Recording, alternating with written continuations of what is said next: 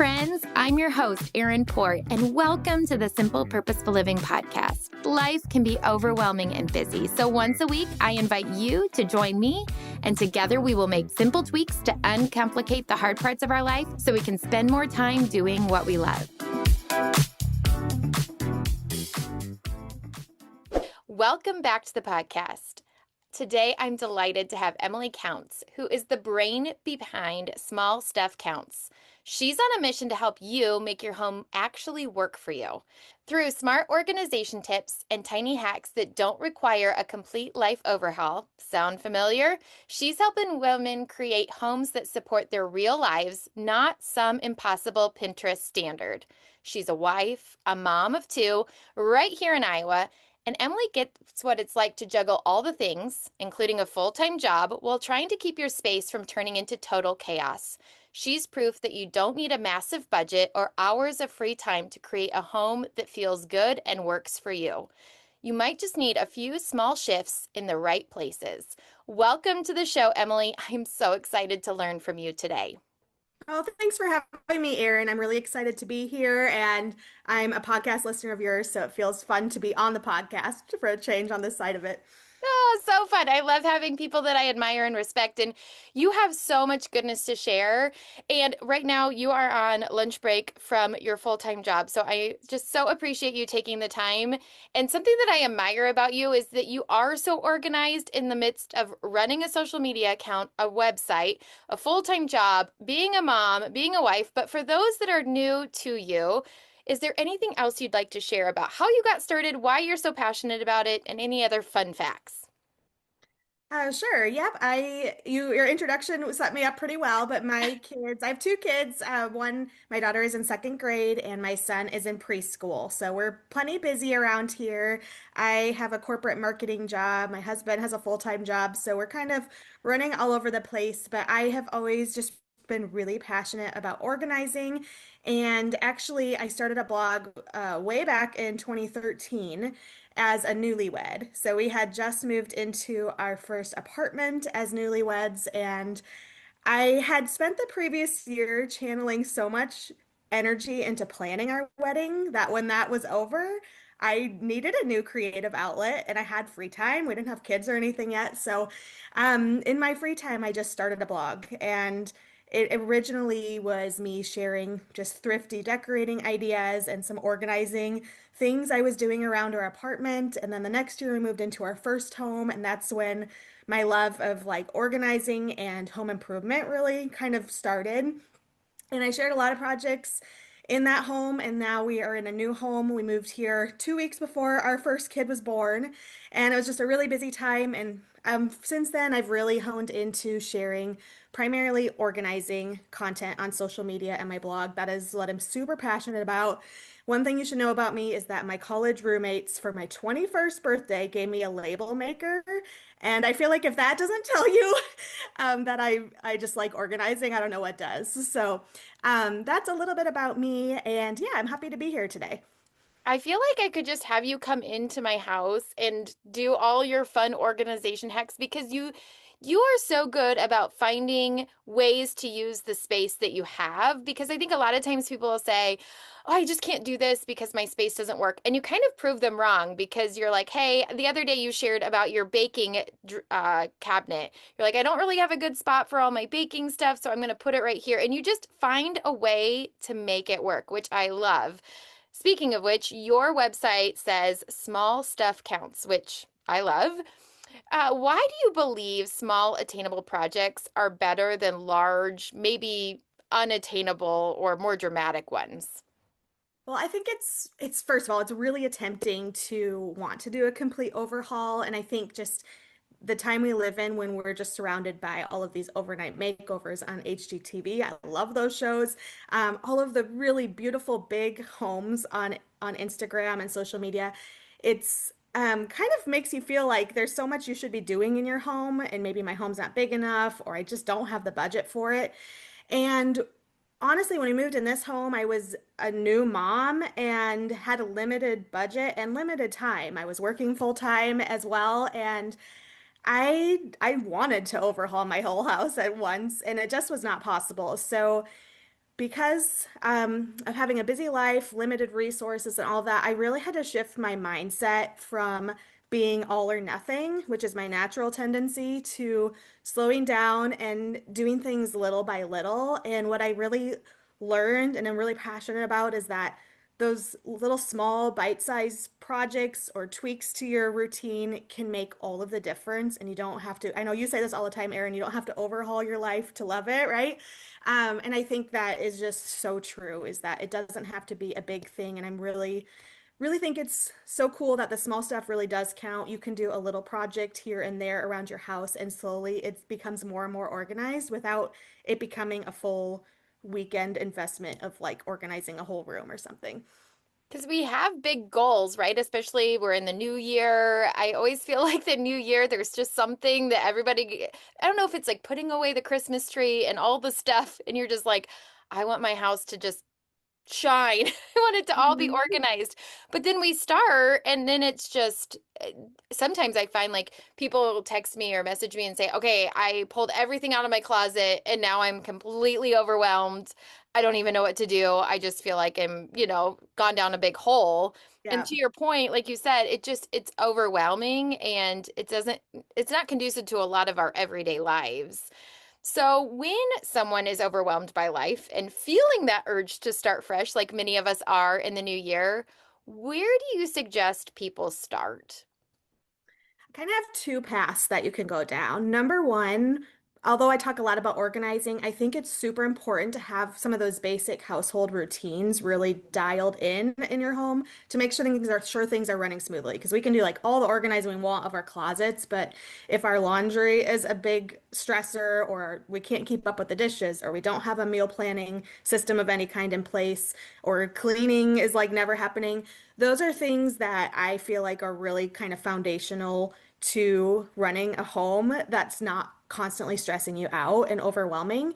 And so if those are some areas, maybe you pick one of those that you're like, yeah, you know what? I am so stressed out by the laundry all of the time. I can never find time to keep up with it, or it never gets folded or whatever. I would recommend starting there and also starting small. So maybe you say, I can run the loads, but I never fold my laundry. So I'm going to try to fold every night before I go to bed and make sure I'm keeping up with that. And I love to pair a new habit like that with something I really enjoy. So for me, it's always audiobooks, or maybe it's a good TV show, and like you only let yourself watch or listen to those things while you're doing this new habit. And that's a really good place to start. Or you can try habit stacking and like start a new load of laundry every morning when you start your coffee machine up or something like that. So that is one area, is just household routines, I think can do us a ton of really helpful good and really help our daily lives function more smoothly. If you are wanting to like dive into the decluttering and organizing around your home because you have that energy because it's January, I would say solve a daily annoyance and start as small as you can. So maybe every day you're trying to get your kids to school and it is just a constant struggle to locate all of the gloves and hats and everything you need for Midwest winters. And you say, okay, I'm going to spend 15, 20, 30 minutes and get that specific subset of items organized in my entryway or in my coat closet. And so it's for me, it's less about like, let's not take on an entire kitchen organization project or an entire like closet project. Let's pick an area that would have like a meaningful impact on your daily life that's always stressing you out, or you're always saying like, gosh, I can never find XYZ. That is so annoying. Like let's figure out where to store that, or solving those daily annoyances. One thing I did last year is I was always running around looking for a hairbrush for my daughter before school. And so like it was as simple as I just organize the basic hair supplies in a little caddy that I keep in our kitchen so I can do her hair while she's having breakfast, or you can put it in a drawer or whatever. But it's small things like that that I think make the biggest impact. And my basement is not organized, but I try to dial in those like little things that really impact our daily life. I think that's so important. And I love what you said there that I think can be on a bigger scope, which is bringing the hairbrush into the kitchen. In our Yeah. mind, we have been told hairbrushes belong in the bathroom or shoes belong in the closet or Mhm. whatever it is for you. But asking yourself, is that the most logical location? And I mean, my guess is you have this caddy. Maybe you just even buy another hairbrush and put it in the kitchen. So you have one in the bathroom and one in the kitchen. Uh, we keep all of our shoes by our back door because I don't want my kids running up and down this. I mean, it's just one more thing in the morning. Like we just have the basket with the shoes, keep them in there. That just those little things, like you said, that we don't even think about how much they eat away at our joy and add to the chaos, but they Mhm. do. And I bet it just makes your morning so much smoother having the brush at your disposal. Yeah, it's funny things like that sometimes I'm like, I don't know, this is so small, I don't even think it's worth sharing, but it's those types of things that are actually really helpful for your daily life that I always find really helpful to hear from others of like what you're doing to just change up something small like that. And it just ends up making a big difference. So Mhm. those are some small ones. I would just start with like what's always annoying you every day. Or like a couple of years ago, our whole kitchen needed organizing, but there's no way I would have ever had time to do that whole project. So I just did a single drawer and a single cabinet, like every once a week I did one for, I mean, it took me a while, but eventually I got it all organized and it wasn't a huge thing. And so that's just something I think is really helpful is like, let's not take everything out of our whole kitchen or out of our entire closet all at one time. If we can just start with like one small area or small category of things that can be really helpful. And what I heard you say is it got done over time. I think so often we don't give ourselves enough grace and enough long enough runway. We're like, well, Mhm. again, I think we have these unrealistic expectations based on what we see online, right? Because there is nothing more satisfying than watching a 6-second reel of the 3 seconds before and the 3 seconds after. But the byline underneath should say this took 60 or 90 days to Yeah. accomplish, right?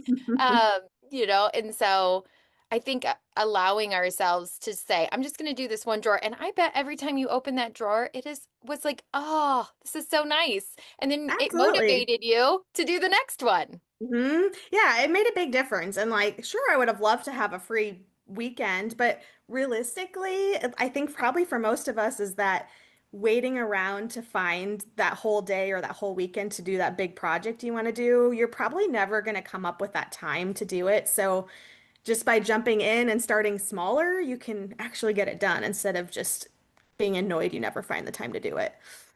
Okay, so this is a personal question.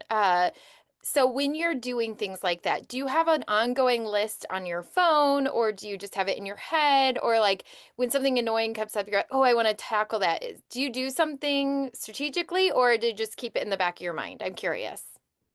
I don't really have I always have a list in my head. I don't Yep. have anything specific that I do. I try to just tackle things as I have time more ongoing instead of just making a list for later. Because that really stresses me out. I love a list, but I want to cross the list off. Mhm. So one routine that I started years ago. My daughter was a couple years old. It was during COVID, and I was home trying to work all the time, and she was like 2.5. And what I started doing because I was really frustrated, we were at home even more than we had been before, and I wanted to get things more organized, but I just didn't have any time, and I was just so burnt out. So what I started doing was what I call small stuff Saturdays, and I just basically I do this routine still to this day. When I'm planning kind of out what I'm going to do for the upcoming weekend, I just try to think like, okay, what's one small house project I could knock off my list this weekend? And so I try to do like a 30-minute or less type of thing. And sometimes it might be a decorating project, but usually it's like decluttering something or organizing a drawer or maybe deep cleaning something that I never get around to. So I try to just pay attention all the time to like what are like the biggest annoyances to me, and then I'll try to prioritize those when I have a little more time on the weekends. I love that idea and it's so attainable. And again, I'm kind of with you on the list. Like having an ongoing list stresses me out. So I tend to be like you as well, where it's like more just like in the moment, like, oh, the shoes, we need to tackle the shoes or we need to tackle Mhm. the toy cabinet or whatever. But I love that idea of just 30 minutes on a Saturday. Oh, that's smart. That's a tiny tweak we can all take with us. Yeah, try it out. It's really motivating. It's so good to get those quick wins in, and then you're kind of constantly making small progress in your home instead of letting all those little things pile up for some future unknown date. So just doing that kind of consistently has really helped. Okay, I'm expecting a small stuff Saturday series going forward. No. I have done that before and it just kind of ran out of capacity to do it on Instagram, but it's definitely something I want to bring back because it's always fun to hear what everyone else is tackling with their weekends, and motivating each other is always a good thing too. I am always motivated by other people. Like when I watch somebody take a garbage bag around their house, I'm always like, I can get a garbage bag and go around. It's so motivating. Speaking of which, okay, so how do you stay motivated to maintain an organized home with your busy life? I mean, you work full time, you have this social media, which by the way, running a blog and social media is full time. So you have two full-time jobs plus being a mom and all the other obligations. Is organization only for type A moms? I hear that a lot. Well, I'm not type A. So can you talk to us a little bit about like how that works? And first, the short answer is no, it is not just for type A moms. I would encourage you to kind of reframe your mindset first of all. If you're really struggling with the idea of like figuring out how to get organized, is thinking about it as it's organizing doesn't have to mean color-coded bins of toys in the playroom or like a really beautifully labeled giant pantry like you see online. It's really about setting your home up to serve your family and to support your routines and daily life, just to make things function better so you can actually live life instead of like always being annoyed by things or searching for things or being late to things. It's just stuff like that I think if you kind of maybe think about it that way, that seems to help a lot of people is, and then we've given a lot of examples already, is just starting with those kind of annoyances or something that's always stressing you out. It doesn't have to be organizing your pantry tomorrow. It can be putting the hairbrush in a kitchen drawer or whatever. So, that really kind of helps me is just thinking about it that way, is it doesn't have to be this like specific idea of organizing a whole space. It can really just be about supporting your family life so you have more time to do all the fun stuff and less time stressing out about the boring stuff around the house.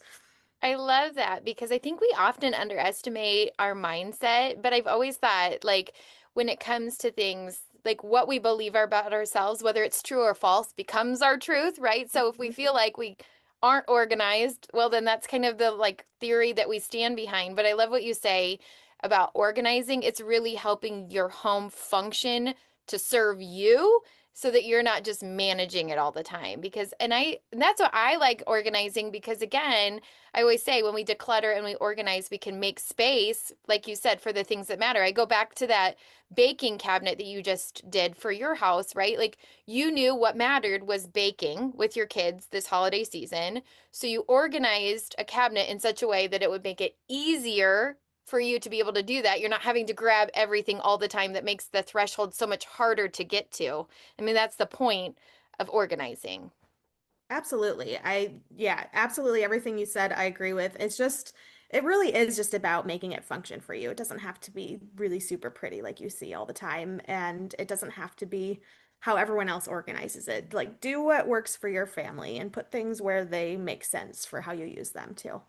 Okay, so now you don't live in your house by yourself, and a lot of women will organize, and then they're like, but now how do I get my family to buy in? So, how do you get your family to kind of like help you keep things organized? It's honestly, it's just like slowly teaching them. My kids are Mhm. still pretty young, and so they know that they can help mom organize, and that I think that, so for example, anytime we don't have like a toy room or anything, all of our toys are in the living room. And anytime we just simply like pick up the toys and put them all back in the cabinets, my kids are so excited by a clean space and they play so much better and they're re-excited about all of their toys again.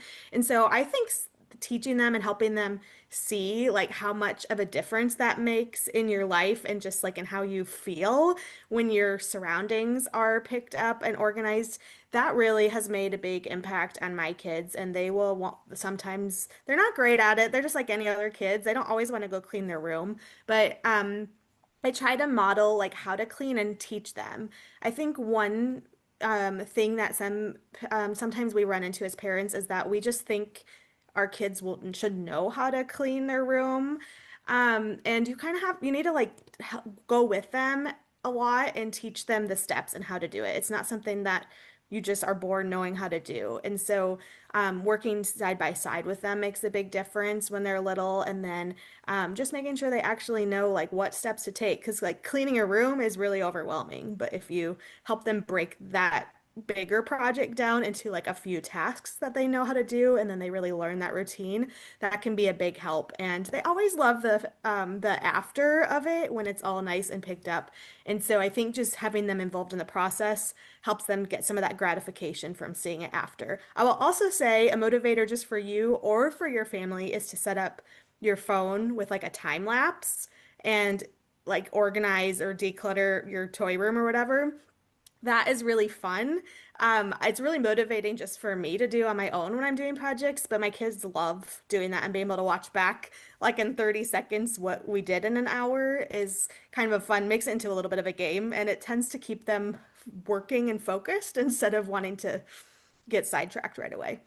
I love that. And I love a good before and after, and I think kids do too. And I love what you said that kids play you find your kids play better once they're in a tidy space. And that's something that I think is so important that we share with our kids is we're not just cleaning because this is a like because we're mean and it's Hmm. because we're going to tidy up so that your imagination can flourish. I always use the example of a cluttered, we open up a coloring book, right? And there's like the inevitable one that's already been colored on versus the brand new one that's just waiting to be colored. Like, which one do we choose? We choose the brand new one that's all clean and ready, right? And that's the same with our spaces when we can help our kids see, like, this isn't as fun to color in as this one. That's why we got to clean up because your imagination just goes wild and it never fails. We'll clean up and 5 minutes later, it's like, boom, they're off to the races. So I always tell Hmm. kids and parents, like, if your kids say they're bored,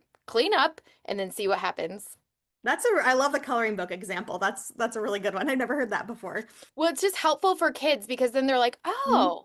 oh yeah, I'd rather have that one, and Yeah. then you're like, okay, that's the same with cleaning a house. It just is way more fun to do that. So such good ways. And I agree. I think that's always the part I think that's hard for parents is they're like, I want to be organized and I want my kids to do it. But you're like, actually, there's this teaching component that's going to get us from point A to point B.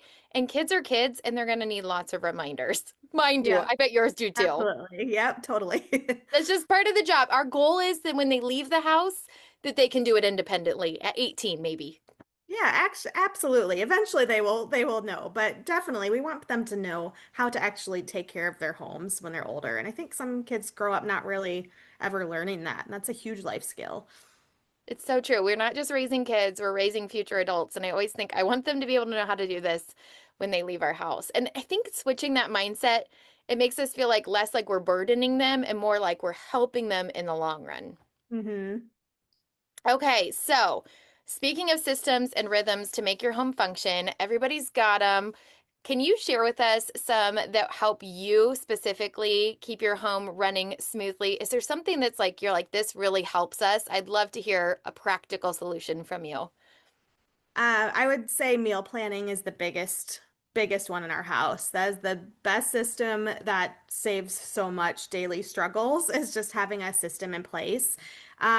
And I've gotten our whole family on board with it over time too. So we work, like my husband has actually fi acknowledged that that was a big pain point of mine was just coming up with the meals. And so he will take the lead sometime over the weekend typically and ask everyone in the house like what's a meal request you have or something you've been thinking that you want to have this week. And he'll kind of plan out all of our meals for the upcoming week. We just do it one week at a time. And then I've also trained, especially my second grader who can actually like read and write now. Anytime you use up something or like have a snack or something that you wish we had, put it on the grocery list. And that way, when I go, I do like online grocery orders usually once a week. And when I go to place the order, I've already got a grocery list pretty well made, and I can consult the meal plan that was made over the weekend and get everything we need. So just having that routine saves us so much stress during the week. I know exactly what I'm making when we get home from work after doing daycare pickup, and I also it's really important that I have all of the ingredients and things to make those things so we're not making extra trips to the store during the week. It helps us with our budget and it saves so much time to do it that way. So that's been really big for us. And if we don't do it because we're busy or something for a weekend, we really feel it. So we always make sure we still plan meals. And if it doesn't happen on the weekends, we're kind of scrambling. It's just really stressful. I don't want to be stressed out about what we're eating. I want to just feed my family and have time to do other things too. So, I always say when we don't do a simple system or routine, like when we stop, it's like, oh, yeah, that's why that works really hmm well. It's good really evidence. important. Yeah, it keeps our house running for sure. Okay, so I heard you say that your husband realized it was a pain point for you. Can you talk to us about that? I think that that's a really important thing, and I want to camp there for a minute. Did you guys have a conversation? How did that come about? Because I think it's as women, we can take everything on ourselves, and I love that he's kind of taken ownership of that. So how did that come about?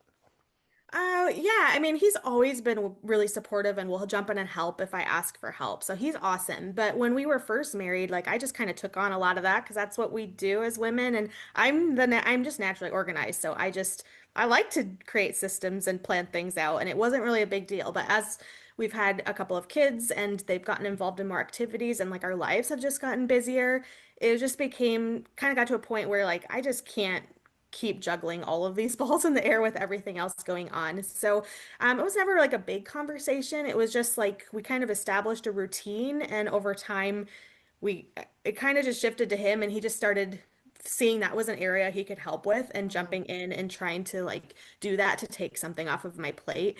And so we try to have conversations sometimes when typically it's me feeling super overwhelmed and stressed one day, and when like he can't read my mind. I always have all these things going on in my brain of things that I need to do. And when we actually like talk about them, he's like, well, number one, like I can help with some of those. And it definitely helps to get your partner involved in some of those routines because it's also not really that helpful sometimes to have to like tell them exactly what to do all the time and manage that part of it. So that routine has been really helpful because he knows what to do and it just kind of happens and it's not a big thing anymore. So just kind of over time has evolved for us. And there's other things like that too. Like he handles pretty much all of our laundry routine, which I'm so thankful for.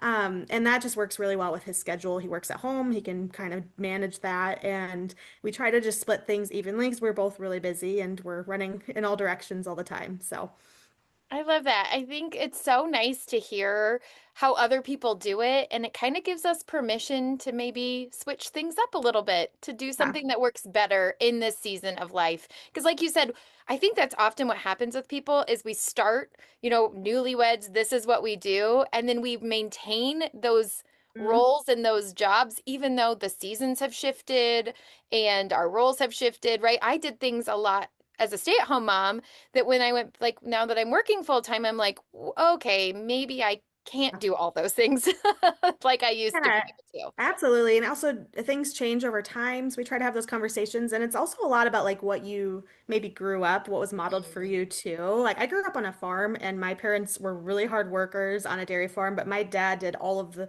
like a lot of the outside stuff and my mom handled like all of the like house stuff. And so I just kind of naturally, I think, took on a lot of that. And since we both are working full time out of the home, it was just kind of one of those things where we had to kind of reevaluate who was going to be doing what. I love that. And that's a good conversation to have, especially at the beginning of the year, like thinking about, hmm okay, as you're going through your tasks, like, do I need to be doing this or can I delegate this? Especially if you have kids too. Like, my kids are older. Some of the things like folding laundry, I was like, It's okay. They can fold their laundry, and people will say, "But what about their drawers?" I'm like, if their drawers are a disaster and they can't find their underwear, well, that's a life lesson. Yep, Sometimes you they'll just learn. gotta let it go. Mhm. Oh, okay. I'm want to wrap up here, but you seem really anchored in what matters most. Like you live a very full life, but you seem to know what matters. How do you recalibrate when you drift or get distracted? I would say a big thing for me is actually setting some personal goals. I have used like the Power Sheets goal planner for a really long time, since before I was even a mom. So like I naturally like goal setting, but one thing that's really helped me is just like dialing in what my priorities are through goal setting. And I try to reevaluate my personal goals like every month or two, and I try to look at those often. So when I find myself running in all directions, I can kind of re-evaluate, like, am I actually spending my time on what's important to me, or am I not even like doing anything to accomplish this? And they're not like huge goals. A lot of them are just like, I want to be a present mom. I want to, we just got done with the holiday season, so a lot of it is about making like holiday magic for my kids and creating like a home that's like supports us and things like that. And so just kind of re-evaluating some goals like that and just what your areas of life that you want to prioritize are can make a big difference. And then I'd say the other thing that helps me a lot that I know you love too, Erin, is a brain dump. Hmm. And I don't do brain dumps like all the time, but just the other day I was feeling extremely just overwhelmed. I had so many things on my mind. And when I sat down and actually wrote everything down, that just immediately you feel like so much relief by getting it out of your head and onto paper. And it really helps me a lot just identify like what am I actually trying to do and which of these actually matter the most. And sometimes I will show that to my husband, and that has really helped, like eye-opening to him to be like, wow, I had no idea so many things were going on in your brain. And he is really, one thing that really helps me is that I will take everything on and do way too much. And he is really good at being like, okay, well, this on your list is a very self-imposed deadline. Like, you do not need to do this anytime soon. Like, it'd be great to do, but like letting some things go off your list is helpful. And then that get opens up conversations to being able to delegate too. So that is something that really helps me. And sometimes that we'll have conversations about that. Sometimes I just do it for myself too and just figure out what I actually should be focusing on instead of just thinking about everything all the time. So good. So good. Okay, I ask every guest these last two questions before we go. What is a tiny joy that you've enjoyed lately? For me, one of my favorite things to do when I have some free time is sit down with a puzzle and an Mm. audiobook. And it's just the perfect pair. I don't have a lot of time by myself with kids being pretty young yet, so if I can get them to bed at a decent time and I still have energy, just doing that for a little bit before bed is it brings me a lot of joy and it's just really nice downtime. And I love doing that something that's seasonal. So like a seasonal audiobook and like a puzzle that matches a season is definitely something I really love. Okay, so I'm a puzzler, but only at the holidays. So I've hung up my puzzling for the year. I don't know what it is. It's like I only watch movies at Christmas and I only puzzle Ah, at Christmas. yeah, I like to do ones around like I'll usually get a Halloween one and do like a summer one, and they're fun. I don't have one going all the time, but I love when I do. It's fun for me. I love that. I know it's very relaxing. I do think that puzzling is an underrated. Maybe it'll make its like comeback in 2026, It's like one of those sourdough and Yeah, puzzling. it's like one of those granny hobbies that I think Yes. are all making a comeback. And I agree. I don't watch a lot of TV. I would rather be doing something with my hands, and that's been really fun. And then I get some reading in too, because I don't always read a lot of physical books, but audiobooks is like my thing. So I love that. My kids love audiobooks as well. Okay, what's a tiny tweak you've made recently that's either made your life easier or more joyful? I think one I have to share with you because it has really helped me get through the last month of 2025 is making notes just in the notes app on my iPhone to help my future self out. So I really started doing this a year ago. And a lot around things that happen every year or seasonally or something is just writing down what I did or what worked or what didn't work so I can refer back to them when that comes back around again. So big one now you could be doing is Christmas, like just make yourself some notes of what you did or what you want to do differently and refer back to it next fall. One very specific example that saved me so much time and like mental energy was we have a family tradition of going to Disney on Ice every winter when it comes to Des Moines. And last year, I made notes of what seats we sat in and when we got to the parking lot because we got there. I'm always stressed about figuring out parking and getting there on time, and we were there earlier than we needed. So I made myself a note of like leave 10 minutes later and like these seats were great. Maybe do one row higher and that kind of thing. And like I just pulled that up and found the same seats and ordered our tickets and I didn't have to think about it. And I knew when I needed to leave the house and it was so nice. So I updated it with a few more notes from this year and you can do that with so many different things. Like I've written down what we made for Thanksgiving or like when we did what or traditions I want to change for next year. And that's just one big one. And it's just a really basic note on my iPhone. So anyone can do it really easily. I love that. Such a good reminder. Oh, Emily, this was a delight. There is a lot to digest. So many tiny tweaks that people can take away this week, which I love. I'm going to put everything in the show notes where they can find you, your blog, your social media, but give them your Instagram handle before we head out. Yeah, I would love to connect with you and hear what you thought about this episode. You can find me on Instagram at Small Stuff Emily.